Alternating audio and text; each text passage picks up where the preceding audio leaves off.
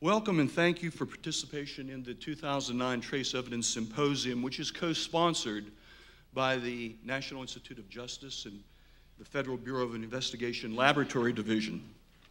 I'd like to extend a special welcome to Chris Hassel, the Director of the Laboratory Division, FBI Laboratory Division, who will join me this morning in presenting some opening remarks. For those of you who don't know me, my name is Michael Sheppo. I'm the Chief of the Investigative and Forensic Science Division at the National Institute of Justice. NIJ is the research, evaluation, and development portion of the Department of Justice. One of NIJ's goals is to provide tools and information to meet the challenges faced by our nation's state and local criminal justice agencies.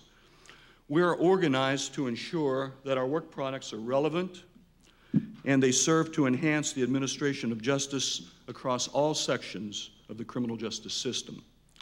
Programs such as this symposium certainly assist us in this objective.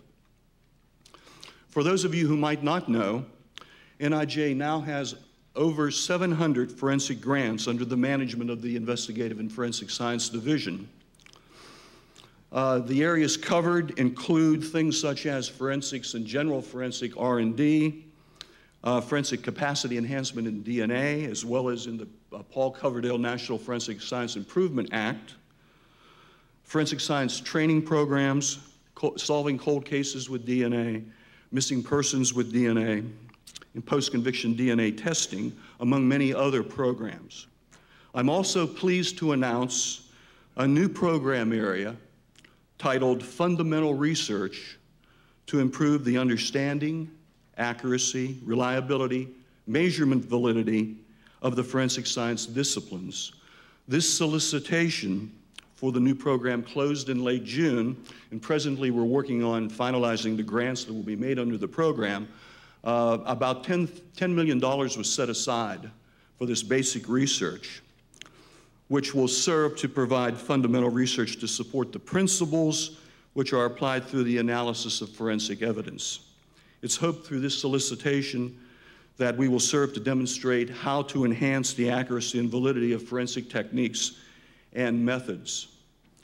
Importantly, NIJ has also been involved recently with research and evaluation, particularly evaluation, projects which produce data to demonstrate the impact that forensic science has on our communities. So we're looking at the social aspects of what forensic science does. That particular portion of NIJ is the Office of Research and Evaluation, and those social scientists are actually asking questions such as, so what? You put all this money into these grants, you're doing research. So what? What good is it doing? Some projects that they've been working on are the role and impact of forensic evidence and also increasing efficiency in crime laboratories. Data analysis, which supports evaluation projects such as these, are essential to demonstrate the value of the work that each of you do. Your efforts are essential to improve the interdisciplinary coordination that is required for effective and efficient case management and to enhance processes of evidence. I know how important trace evidence is in solving crimes over the last 30 years. For example, between 1971 and 1979 and 1981, you may recall that as many as 29 children, adolescents, and young adults were murdered in Atlanta, Georgia. These horrific acts of violence became known as the Atlanta child murders. On the last night of what was a long stakeout near the Chattahoochee River, detectives heard the first major break in the case when they heard a splash. It was actually a body being thrown into the river. A few moments later, 22-year-old Wayne Bertram Williams was apprehended driving away from the Chattahoochee. You may remember that fiber evidence recovered from Rivers' Chevy station wagon played a major role in building the case against him.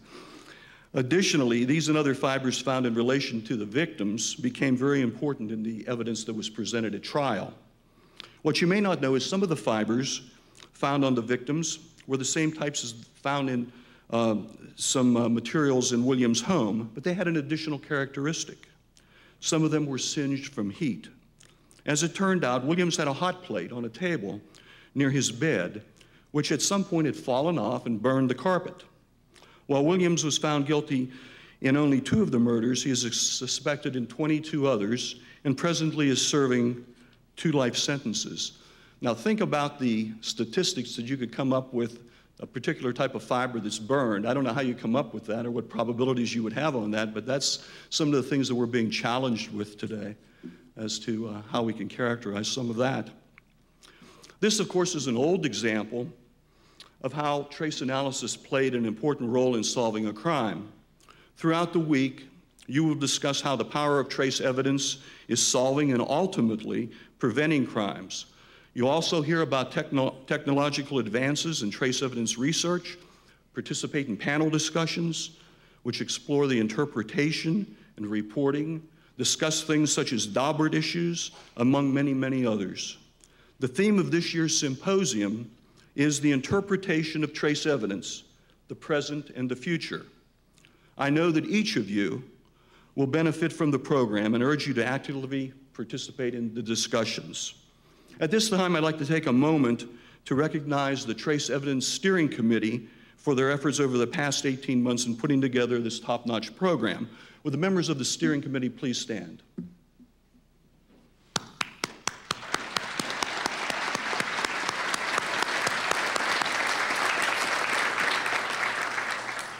Additionally, we owe a big thank you to the Forensic Technology Center of Excellence at the National Forensic Science Technology Center and its executive director, Kevin Lothridge, for their support in facilitating this event. Kevin?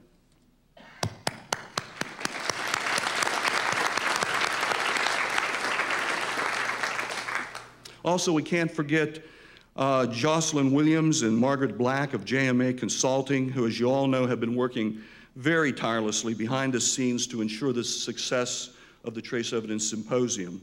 Also, a thank you to Chuck Urich, NIJ's Forensic Technology Center of Excellence Program Manager, and Robin Wilson-Jones for their hard work. And also to Sandy Cook of the FBI, who worked on this project also. Finally, I'd like to introduce Bridget O'Brien, NIJ's new training program manager. Bridget, by the way, will be assisting NIJ's General Forensic Program with the trace evidence portfolio. So if you get a chance, try to visit with Bridget. She'll be the one that will be doing some of the work dealing with trace. In conclusion, training events such as this not only allow for the enhancement of skills and knowledge, but provide excellent opportunities for networking and information sharing, especially given the breadth of the field that we're talking about. The future of trace evidence lies in your hands, and I think it's important as we embark on the second part of this week-long event that you appreciate the great value that your expertise lends to our system of justice.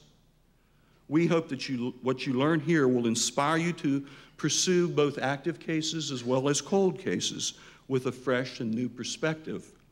Ultimately, we hope that you leave the event with a renewed sense of purpose to ensure justice is served and that you will continue to effectively employ trace evidence as a predominant ally in the search for truth.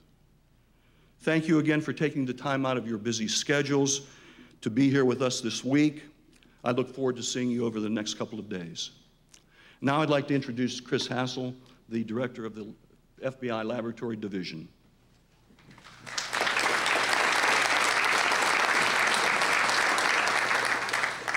Good morning. When I got the invitation to attend here, I was really looking forward to it. And when I got the agenda, I was really impressed with the variety of what was going to be discussed here this week. I think y'all are really fortunate. You're in an area that, you know, just to put it in really blunt terms, is pretty cool. When we look at the whole realm of forensic science, it's all cool, by the way. I don't think it's all cool, but the variety of what Trace is involved with and the level of passion that I see that y'all exhibit is really laudable. And so I was looking forward to being here. Now, since this is being taped on the record, I do want to go on the record saying also Leighton Prince is cool. Everything else is very, very interesting. The Blackberries will be flying, and I'll get back home, and people will be saying, "Did you really say that firearms and tool marks wasn't cool?" No. Or, that'll be only preceded by the memo that goes back saying, "I saw the AD in shorts," so. But I've been trying to go to a lot of these gatherings like this, to the SWIGs, the scientific working groups, technical working groups, visiting our field offices within the Bureau, but also I've been fortunate to visit several police departments and sheriff's offices and some others to see some of both the crime labs that are there, as well as talk to the end users, the officers and the investigators that we work with together on this whole process. Also coming to the professional meetings, because, well, for two reasons, really. One is I just need to learn more. I come from a fairly narrow, arcane world in forensics. It's, that's one thing I'm also jealous of. My world, I do things like look at fission daughter products of nuclear yield events.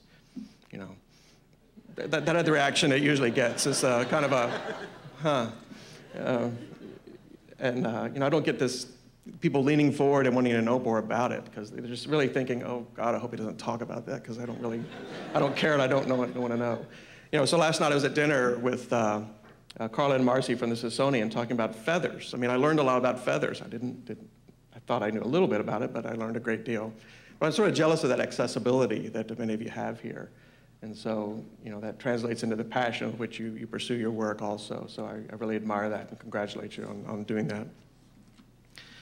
The second reason I've been trying to get out these groups also is to address some of the issues that were brought up in the National Academy of Sciences report on forensics. And I know that'll be a subject throughout the week, especially on Friday, I believe it is. Some of the people are coming to talk about that. This has been the year of NAS for us. We're still dealing with some of the bullet lead issues. The forensic science report came out, and then the latest bit of fun has been the work that they're doing on the anthrax investigation, which we carried out. So that got kicked off last week. So been learning a lot more about the National Academy processes and how they do business, but also looking at how the actual report on the forensics has been interpreted. It's not so much I'm indicting the report itself, but how it's been interpreted and misinterpreted, and like a lot of things, taken out of context in many places, and that's been troubling. So one of the things I've been wanting to do is get around to meet the practitioners and really understand what you're facing, the feedback that you're getting related to that report. There's a lot of things in that report that we at the FBI do support. Some things like the need for common terminology, accreditation, certification. And if I can just touch back on the terminology issue, one of the things I'm seeing when I do go to say the SWIG for latent prints and others is, for example, the word identification. What does that mean? Individualization, what does that mean? It means different things to different practitioners, to different fields. And that's one criticism that the report brought out. There's some validity to that I think we can work on together to try to come to some at least better understanding or consensus on what we mean by some of those terms. So like I say, we do support some of those things. And there's other issues that I phrase it, I think they bear greater study before they're just implemented outright. I think one of the biggest concerns that we could all work together is trying to heal the disconnect that exists between the public and policymakers, and even some in the academic area. Mainly I'm speaking to law professors and others here that don't really understand what we do, and they understand just a small amount of it to misconstrue it and misrepresent it. So that's one of the things that we need to show them is what motivates us. And it is indeed the search for truth. It's not just, we're all in some dark room, conniving with the investigative side of the whole process, trying to get somebody. We do take pride in exonerations and exculpatory evidence as much as we do in the inclusionary work. So I guess if I could ask one thing here is, I'm trying to enlist everybody I speak to, is try to get involved a little bit in the public relations effort here to deal with this issue. You can call it, when I say PR, it could also be marketing in some cases, damage control in some cases for things that have been taken way out of context and misquoted. And I even call it missionary work in some ways, because since I've come on board and come into the FBI laboratory, I've learned a lot more about these other fields that I didn't understand as well before, and I feel like I have a little bit of a missionary zeal about it. So that's why zeal of the converted. So I'm trying to engage other people to have sort of a missionary zeal on this thing to try to work with us on this. And I've seen success with this, just to erase some of the misunderstandings and misconceptions. So there's a few things that we could do, and let me just give you a couple of examples. When I talked about the work I did in the nuclear forensics area, back when I started doing that, I was with DOE, and we would be doing an exercise. There'd been a fictional bomb had gone off, and we were in there collecting the debris, trying to do the triage on it and do the initial analysis. In the early days of doing these exercises, and Steve Velsko's here from Lawrence Livermore, so a couple of you may nod with me and know that some of these things happen with these exercises on WMD. We would be on one side of the tent from DOE, DOD would kind of be in their corner, and the FBI would be way off to the side. And we would be fussing because obviously the most important thing to do would be to characterize the isotopes that were present. If there was any other debris there, trace evidence, depending on what the gadget looked like or what happened, if there were any fingerprints or anything, that was way down the list of priorities. It really wasn't very important. We knew that that isotopic characterization was the most important. So those FBI people were just kind of fussing in the tent. And that's how it was going back several years. And by working together, we've really changed that. And the best example I saw of that was there was recently an exercise that was carried out. You may have seen it in the news. It was in New York. There was an exercise, again, this is all fictional, where there was a nuclear gadget that was supposedly located somewhere in New York, and that was taken for forensic analysis. And one of the things we have in the FBI laboratory is what we call the HEAT teams, the Hazardous Evidence Analysis teams. And that's people from the traditional forensics areas who go into spaces where they can work on these hazardous materials. So in this case, they went to one of the national laboratories and were analyzing what was there. And I got some feedback from some of my DOE friends that were saying that your people were fantastic. These people had built this gadget, and they'd planted some evidence within it that they could see if our folks could figure out where it came from, and our partner laboratories could figure out where it came from and who made it and all the information. So my DOE buddy said not only did they find everything we planted there, but they found 2 other ways of tracing it back to an individual that we never even thought of. And those 2 ways were actually in the trace area. So that's how much things had changed from being on different sides of the tent, fussing at each other, to working together. So maybe I'm naive, but I think we can accomplish the same thing if we do this with the people that don't understand what we're doing for the National Academies area. One of the reasons we were able to get with DOE and figure out and deconflict some of these things was because we finally sat in a room and talked to each other and started working through this. So I would challenge you, you may need to talk to your boss about this, but I would challenge you to go back home and look to see some of the people that are detractors or don't understand what you're doing, and invite them over. Invite them to visit your laboratory to see what you do. Start those conversations. I would encourage you to contact, for example, your congressional representative and your senators, both at the federal and the state level. Invite them to the laboratory. It's not that hard an invitation, because you can just entice them with some of the cool stuff you do. Invite their kids to come along too. That's another little hint I found is helpful. You can kind of talk up the CSI stuff and all that. At least what you need to do is just snare them in, and then you can have them before you to talk to them. Once they see what you do, the passion with which you approach this, and most importantly, the level of professionalism and veracity and integrity with which all of you approach your work, you'll convert them. And then when they go back back home, or they're back in the legislature or wherever they came from, and these issues come up, they'll remember that. They won't be thinking so much of what they read on a piece of paper, but they'll remember seeing your professionalism and your dedication, and most importantly, your integrity of what you're doing. That'll be the lesson they take home. So I challenge you to do that. Again, talk to your boss, but make sure that, and then whoever handles your congressional affairs issue and others, but invite those representatives. They may say they can only send a staffer over.